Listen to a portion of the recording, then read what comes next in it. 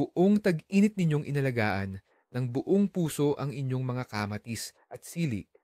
At pagdating ng Agosto, kung kailan malapit na ninyong anihin ang inyong matatamis at makatas na bunga, nakita ninyo ito, isang itim, lubog, at pangit na mantsa sa dulo ng bunga.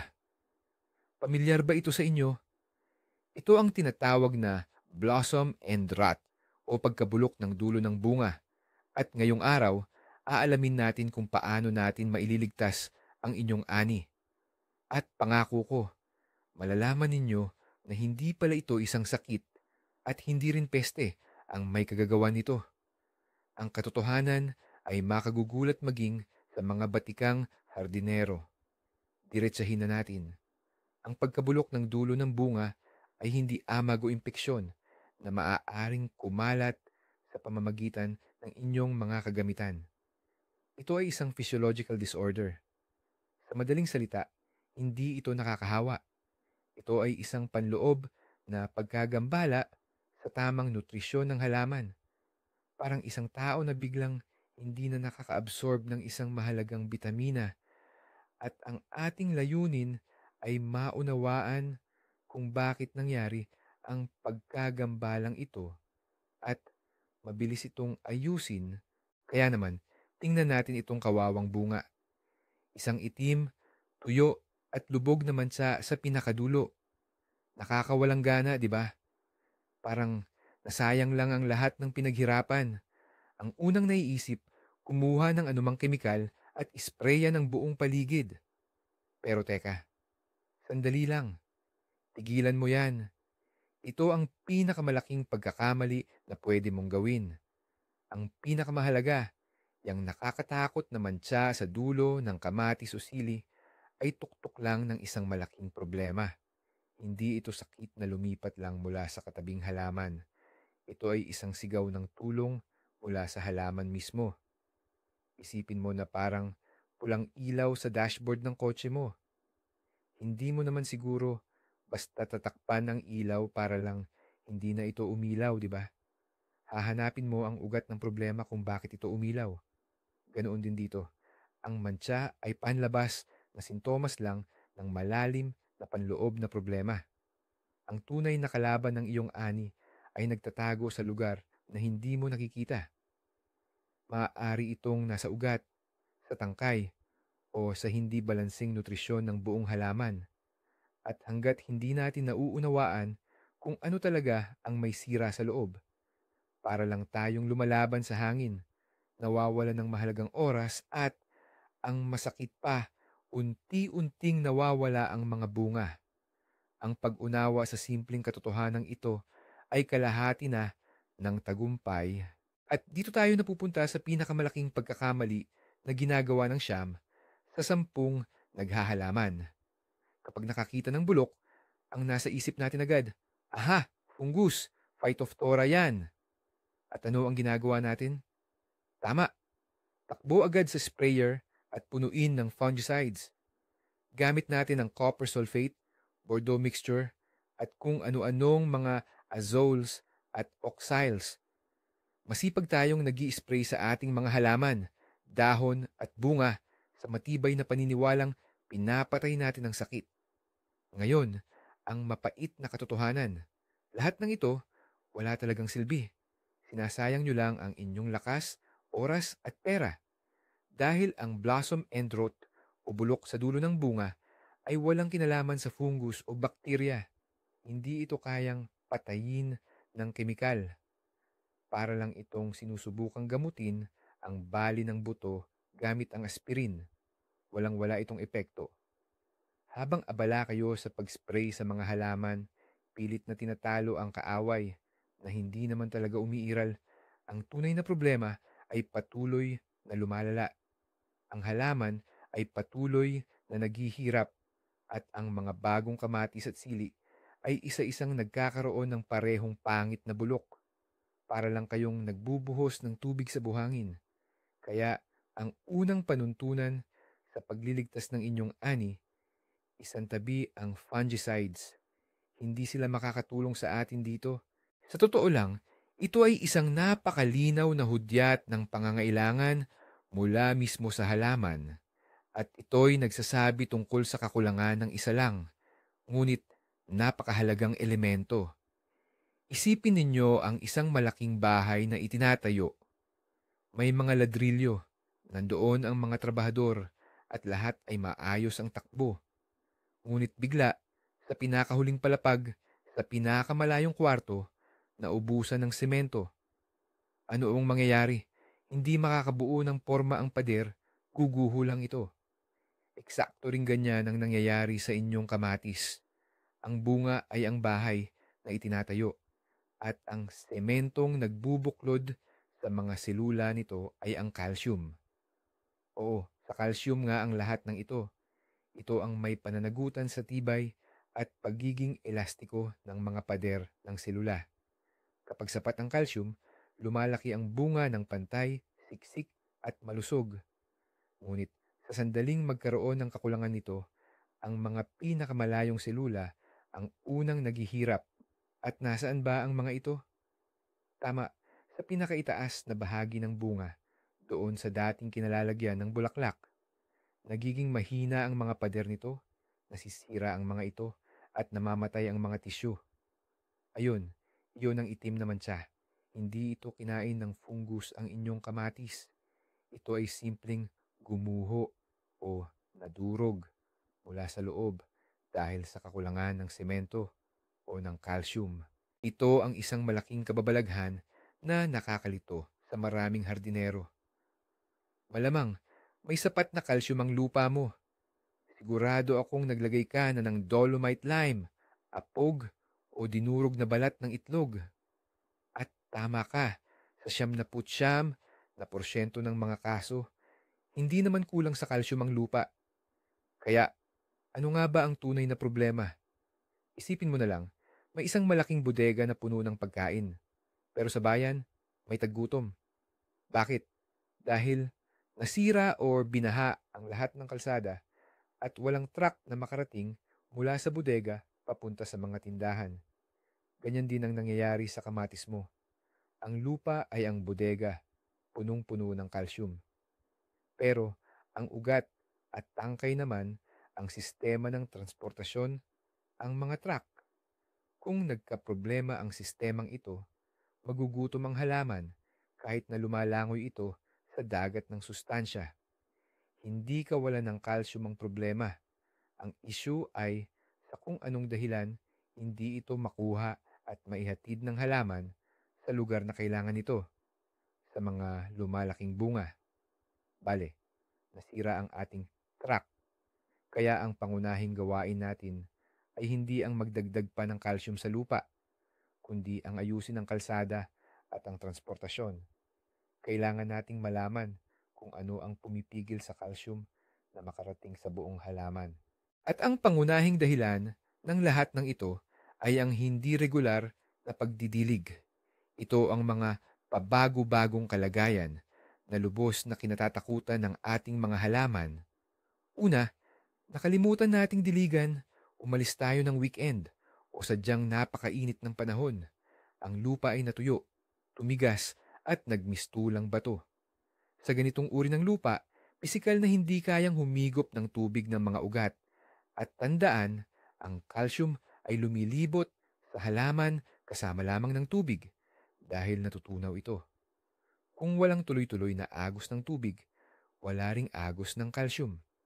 Pagbalik natin, makikita natin ang mga laylay na dahon at tuyong lupa.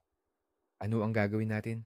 Agad nating kukunin ang pandilig o hose at magdudulot ng baha. Bubuhusan natin ng todo ang taniman para siguradong busog sa tubig.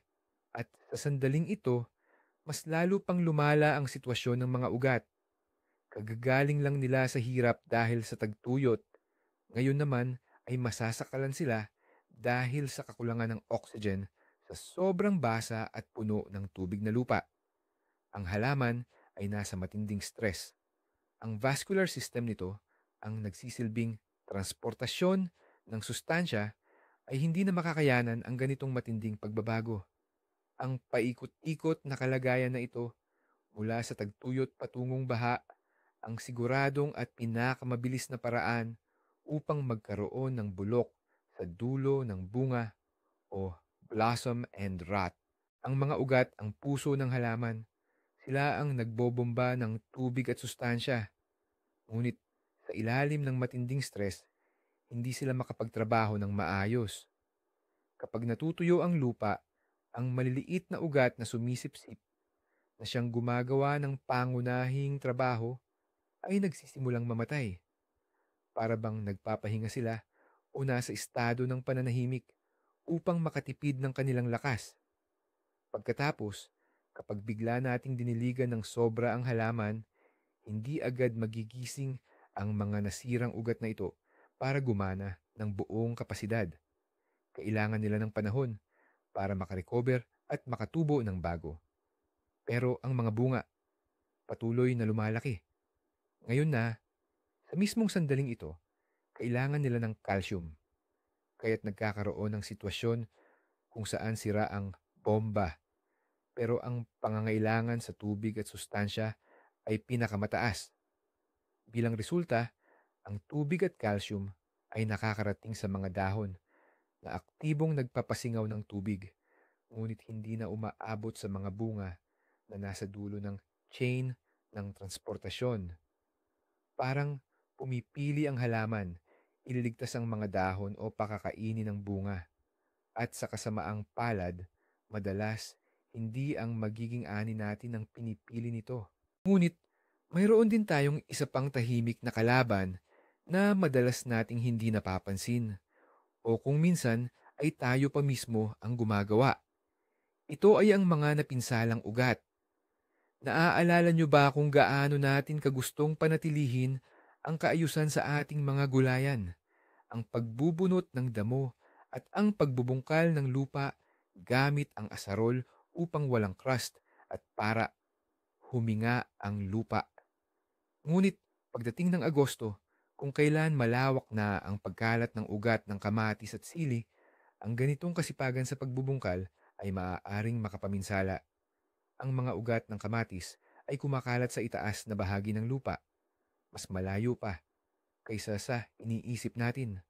At bawat buga ng asarol sa loob ng 30 sentimetrong radius mula sa puno ay para ng isang operasyon ng walang pamanhid. Pinuputol natin ang mga manipis na ugat na sumisipsip na siyang responsable sa pagkuha ng sustansya. Nawawala ng halaman ng malaking bahagi ng kanyang sistema ng nutrisyon at kahit pa perpekto ang pagdidilig, hindi pa rin ito makakakuha ng sapat na tubig at calcium mula sa lupa. Kaya tandaan, pagdating ng Agosto, maging lubos na maingat sa paggamit ng asarol malapit sa mga halaman. Mas mainam na maglagay ng mulch sa lupa kaysa patuloy itong bungkalin. Ang isa pang nakatagong dahilan ay ang kemikal na komposisyon ng lupa mismo. Ito ay ang antas ng acidity or pH level ng lupa. Ang calcium ay isang medyo maselang elemento. Maayos lamang itong nasisipsip ng mga halaman sa lupa na may neutral or bahagyang alkaline na pH. Kung ang iyong lupa naman ay masyadong maasim, na karaniwan sa mga lupaing mayaman sa peat o luad, nagaganap ang kemikal na pagbara. Ang calcium sa ganitong lupa ay tila nakagapos ng ibang elemento at nagiging forma na hindi na madaling makuha ng mga halaman. Nandoon nga ang calcium, ngunit hindi ito nakikita o nagagamit ng mga ugat.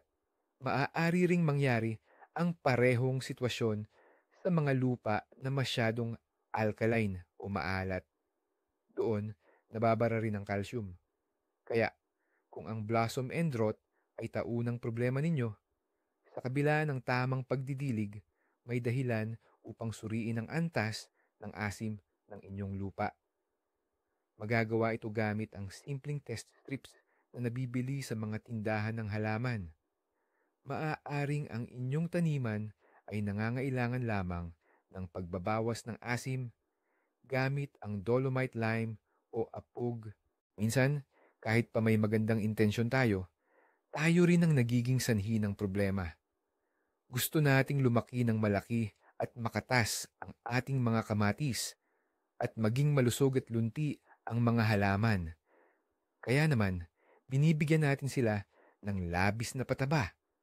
Bukas palad tayong nagbubuhos ng mga katas ng dumi ng baka, dumi ng manok, o berdeng pataba. O kaya ay nagwiwisik ng ammonium nitrate. Ang lahat ng ito ay mayaman sa nitrogen. Mahalaga ang nitrogen, walang duda. Ito ang responsabli sa paglago ng mga dahon at tangkay. Ngunit pagdating ng Agosto, ang sobrang nitrogen ay nagdudulot ng masamang epekto sa atin. Una, ang halaman ay nagpapaburo. Ibig sabihin, mas lumalaki ang berdeng bahagi nito tulad ng dahon at tangkay imbes na mamunga. Ang lahat ng lakas ay napupunta sa pagpapatubo ng mga dahon. Ikalawa, at ito ang pinakamahalaga, ang sobrang nitrogen kasama ang potassium at magnesium ay direktang kalaban ng calcium. Nagkakaroon sila ng kompetisyon para sa espasyo sa sistema ng pagdadala ng sustansya ng halaman. Sa labanang ito, talo ang calcium. Mas gustong sumipsip ng halaman ang nitrogen, kaya't wala nang natitirang lakas o espasyo para sa calcium. Sa huli, magkakaroon tayo ng napakaluntiang halaman, pero ang mga bunga naman ay nabubulok. Minsan, ang panahon mismo ang gumagawang kalokohan at ito ang nagiging sanhi ng blossom end rot.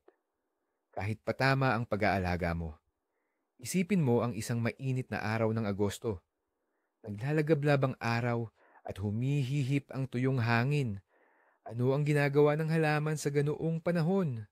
Aktibong naglalabas ito ng tubig sa pamamagitan ng mga dahon para palamigin ang sarili. Ang prosesong ito ay tinatawag na transpiration at napakatindi ng prosesong iyan.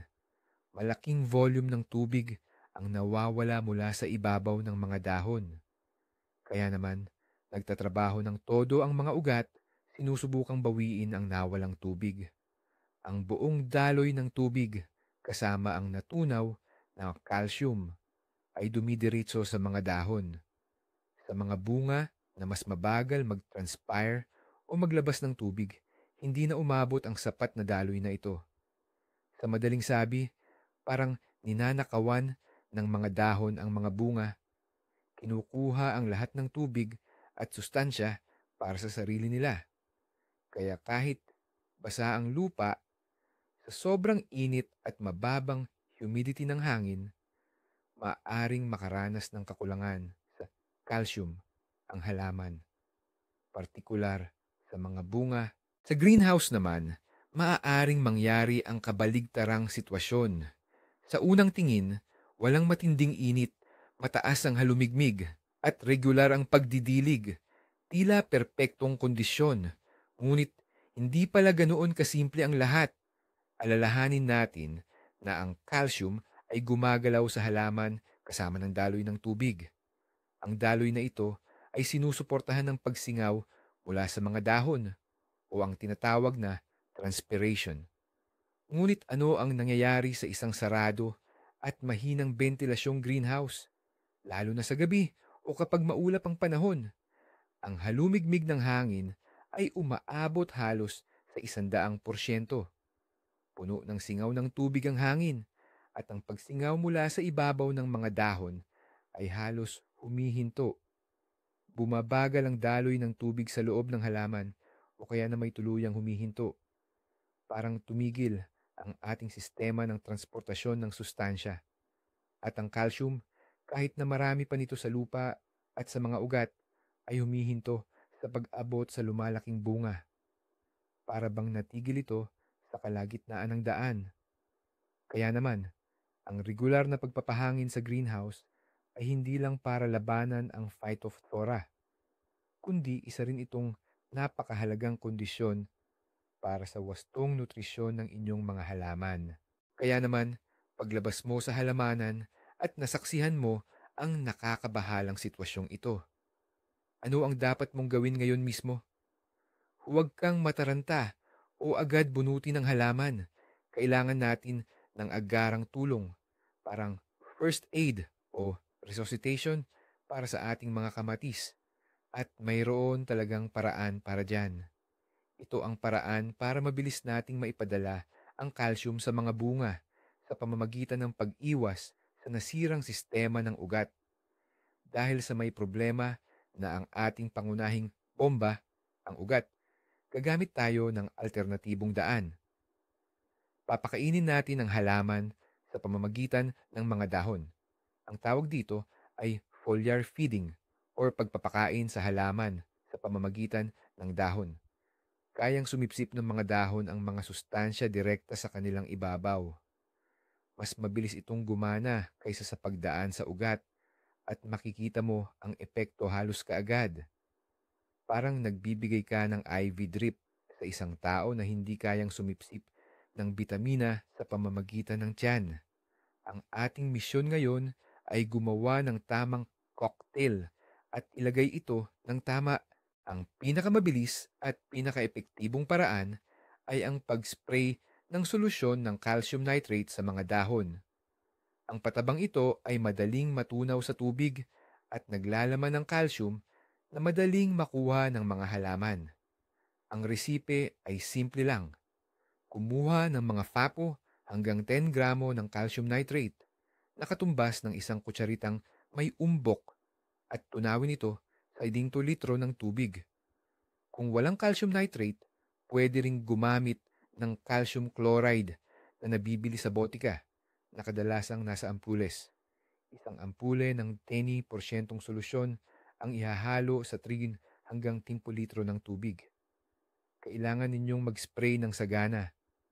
Siguraduhin na mabasa ang mga dahon sa magkabilang panig at huwag kalimutang sprayhan din ang mismong mga bunga, lalo na yung mga bagong sibol pa lang. Mas mainam gawin ang pamamaraang ito sa gabi pagkatapos lumubog ang araw or sa maulap na panahon upang hindi masyadong mabilis matuyo ang solusyon at hindi masunog ang mga dahon. Maaaring ulitin ang proseso pagkalipas ng 5 hanggang 7 araw. Ito ang ating solusyong pang-emergency. Kailangan nating tandaan, ang pag-spray sa dahon, foliar spray, ay parang pagbibigay ng pampamanhid sa isang taong may sakit ng ngipin. Panandali ang mawawala ang sakit, pero ang mismong sirang ngipin ay nandoon pa rin. Ang ating foliar feeding ay isang pansamantalang solusyon lamang.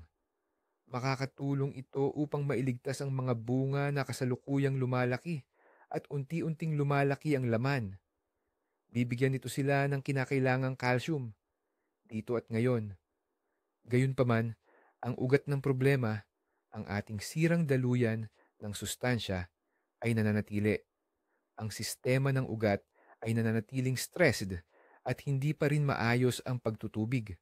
At sa sandaling mawala ang epekto ng ating tableta, ang blossom and rot ay muling lilitaw sa mga susunod at mas batang bunga. Kaya pagkatapos magbigay ng first aid, huwag tayong magpakampante. Sa halip, agaran nating tutukan ang pangunahing lunas. Kailangan nating ayusin ang mismong mekanismo, ibalik sa normal ang paggana ng mga ugat, at tiyakin ang tuloy-tuloy at tamang pagkuha ng sustansya mula sa lupa. Kung hindi, patuloy lang tayong magiging abala sa pag-spray hanggang sa matapos ang buong panahon ng pagtatanim.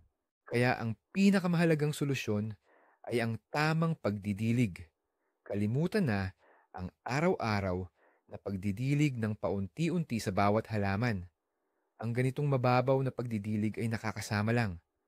Dahil nababasa lang nito ang ibabaw na 10 sentimetro ng lupa, nagiging dahilan ito ng pagdami ng mga ugat na malapit sa ibabaw. At ang mga ugat na ito ang siyang unang natutuyo at naghihirap.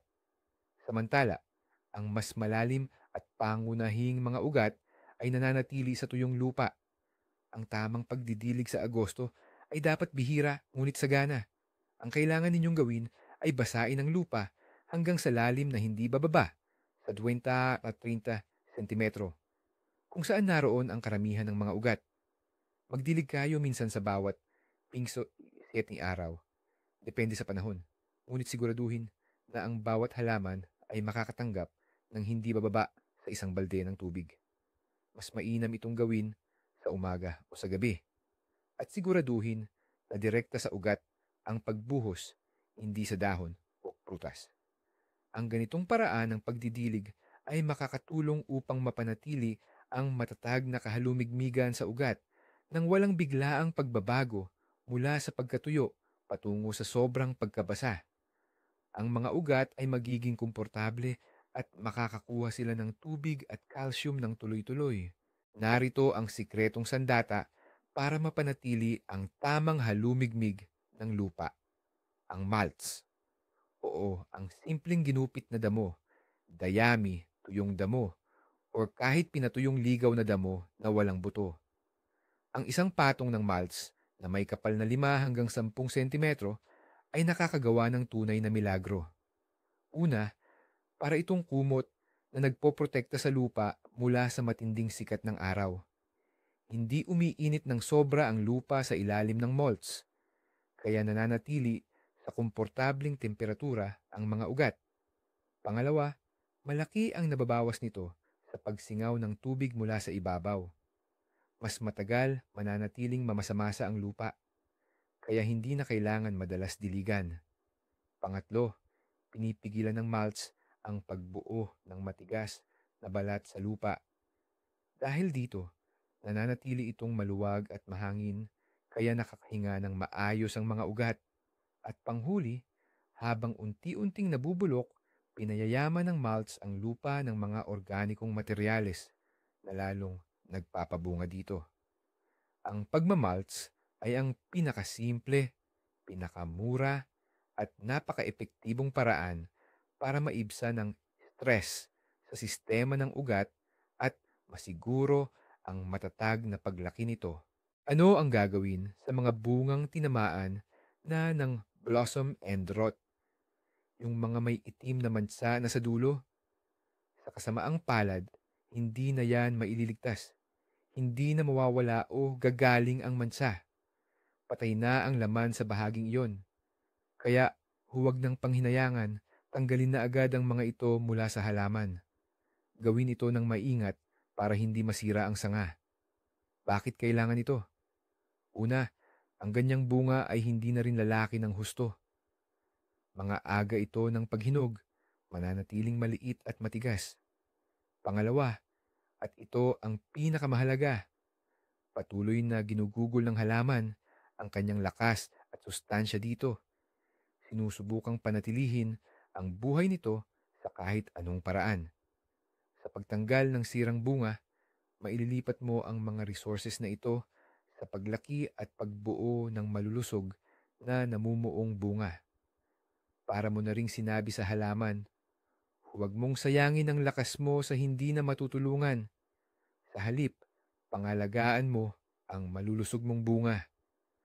Makakatulong ito sa halaman na mas mabilis makabawi at magbigay ng masaganang ani mula sa natitirang bunga.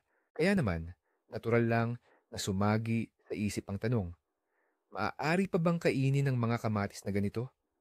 Hindi ba delikado? Kasi, aminin natin, hindi nga kaakit-akit ang itsura. Pero huwag kayong mag-alala, ligtas na ligtas yan.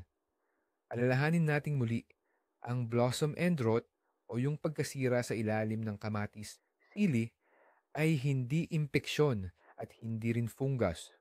Sa mismong bahaging may sira, wala kayong makikitang mapanganib na mikrobyo o anumang lason.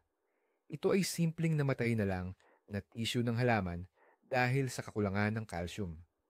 Kaya ang kailangan nyo lang gawin ay kumuha ng kutsilyo at maingat na tanggalin ang bahaging sira, maitim at matigas. Ang matitira, ayun ang malusog, makatas, at ganap na nakakain na laman ng kamatis o sili. Oo, maaaring hindi ito kasing tamis ng isang perpektong hinog na bunga na walang anumang sira. Pero para sa pagproseso, tulad ng paggawa ng juice, lecho, adjika o tomato paste, perpekto ito. Kaya huwag nyo nang itapon ang inyong ani. Tanggalin lang ang sira at gamitin ng buong tapang. Ngayong nagawa na natin ang mga agarang solusyon at nailigtas ang ani natin ngayong taon, Pagtuunan naman natin ng pansin ang hinaharap para hindi na kayo ulit mag-alala sa problemang ito. Ang pag-iwas ang ating pinakamabisang sandata. Simulan ang paghahanda ng maaga, mula pa lang taglagas o sa simula ng tagsibol. Habang inihahanda ang inyong mga kamang taniman, lagyan na ng pampababa ng asido sa lupa tulad ng dolomite powder, apog o abo. Hindi lang ito basta pataba, kundi isang pangunahing pagbabago sa kalidad ng inyong lupa para ninyong inaalis ang hadlang na pumipigil sa mga ugat na sumipsip ng calcium. Tandaan din ang ginintuang tuntunin sa pagpapapataba sa ikalawang kalahati ng tag-init. Kaunting nitrogen, mas maraming potassium at phosphorus. Ang nitrogen ay nagpapabilis ng pagtubo ng dahon na kinukuha ang sustansya mula sa mga bunga. Samantala, ang potassium naman ang pangunahing tagapamahala ng sustansya ng halaman. Tumutulong ito sa paglipat ng lahat ng kinakailangang nutrisyon, kasama na ang mahalaga nating calcium, sa buong halaman. At panghuli, ang pinakamatalinong paraan ay ang pagpili ng mga variety na matibay. Hindi nagpapakahirap ang mga breeder ng walang dahilan. Ngayon, marami ng hybrid na variety na natural na mas mahusay humarap sa stress at mas epektibong sumisipsip ng calcium. Kapag bumibili ng buto, hanapin lang sa pakete ang nakasulat, matibay laban sa bulok ng dulo ng bunga. Ito ang inyong pinakamahusay na panigurado laban sa mga posibleng pagkabigo sa hinaharap. Ngayon, buodin natin ang lahat at ibunyag ang pinakamahalagang sikreto na marami ang hindi man lang napapansin. Lahat ng pag-spray, paglalagay ng pataba, at pag-check ng acidity, importante ang mga yan. Ngunit ang pinakamalaki at pinakamadalas na pagkakamali ng mga nagtatanim tuwing Agosto ay ang pagtatangkang lunurin ang problema. Kapag nakita nating tuyo ang lupa at nabubulok ang bunga, agad tayong kumukuha ng pandilig at araw-araw na didilig. Ngunit ito ay mas nagpapahirap lamang sa ugat ng halaman. Ang ugat ay minsan nalulunod sa tubig, minsan naman ay natutuyo, at ang paulit-ulit na prosesong ito ang tuluyang sumisira sa mekanismo ng paghahatid ng calcium. Ang tunay na pagbabago sa laban kontra blossom end rot ay magaganap kapag naintindihan mo na hindi ang kakulangan ng calcium sa lupa ang problema, kundi ang sirang elevator na dapat maghatid ng calcium sa mga bunga. At ang elevator na ito ay ang matatag at maayos na gumaganang sistema ng ugat. Kaya naman, ang pagmumulch at ang bihirang ngunit malalim na pagdidilig ay daan-daang beses na mas epektibo kaysa sa anumang emergency spraying. Hindi mo ginagamot ang sintomas, kundi inaayos mo ang mismong ugat ng problema. Kaya, buodin natin. Ang blossom end rot ay hindi isang sentensya sa iyong ani, kundi isang senyales. Isang senyalis na kailangan mong ayusin agad ang pagdidilig, lagyan ng mulch ang mga taniman, at suriin muli ang iyong schedule ng pagpapapataba. Huwag kang magpanik at huwag kang kumuha ng kung ano-anong kemikal. Bigyan mo lang ng stabilidad ang iyong mga halaman. Salamat sa pagtapos mo ng panunood ng video na ito. Sana, ligtas na ngayon ang iyong mga kamatis at sili. Kung nakatulong ang video na ito, suportahan ang channel sa pamamagitan ng pag-like at pag-subscribe para hindi mo mapalampas ang mga bagong tips. Ngayon, tanong ko naman sa iyo, paano mo nilalabanan ang blossom end rot? Ibahagi ang iyong mga subok na paraan at life hacks sa comments. Sama-sama nating buuin ang pinakakumpletong bangko ng kaalaman.